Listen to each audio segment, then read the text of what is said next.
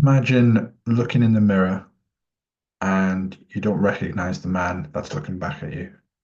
Now, sounds dramatic, but a lot of men go through life avoiding the truth about themselves. When was the last time that you were really honest with yourself? How often are you telling everyone you're fine or okay or good, just as a reflex response? How how often are you perhaps blaming others for problems that you know that you're contributing to? The hardest person to be present with is the man in the mirror. I remember I used to have this job in finance, and I hated it the whole time. 17 years, hated it, tried to quit in the first week. But I remember I had got to a stage where I convinced myself that I was fine, convinced myself that I was on the up. I had a respectable job. I mean, respectable, the bank, respectable job. I wore a suit. I made a decent income. And I would get home and I just felt numb. I felt completely purposeless, I guess is the right word. I felt completely um, like I was on a journey without a map, without a guide, without a destination. And this went on for so long. And I just remember that on a night I needed a drink to just feel something, to calm down a little bit, maybe. Not calm down, but to quieten the mind a bit. And it was always something like that, whether it was a drink, whether it was whatever.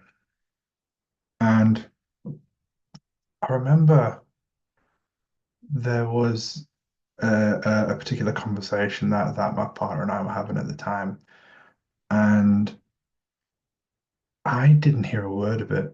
And I was there and I was present and I was responding, but I was so living life on autopilot that it just didn't go in. And I remember looking at myself in the mirror, and that's why I keep referring to that in this particular video. And I remember saying, Phil, you're the problem. You are the problem.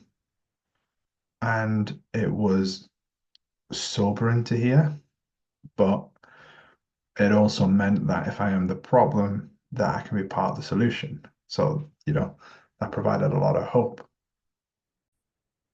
And what I really wanted to emphasize today is the importance of a self-awareness, the importance of addressing your shadow self.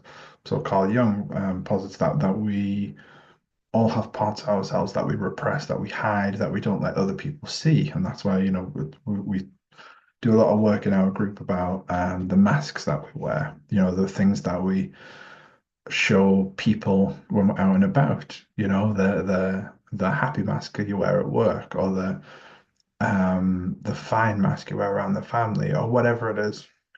And we do that to keep our shadow selves safe and hidden.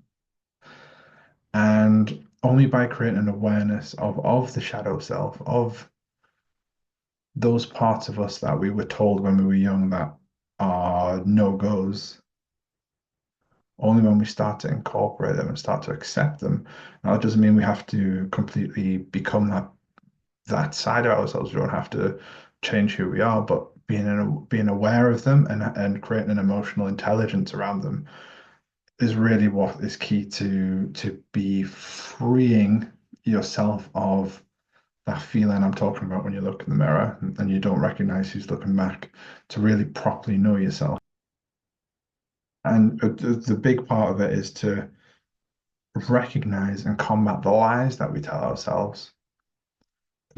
As we build this lie about ourselves, as a prison that you are building brick by brick yourself, lie by lie, brick by brick.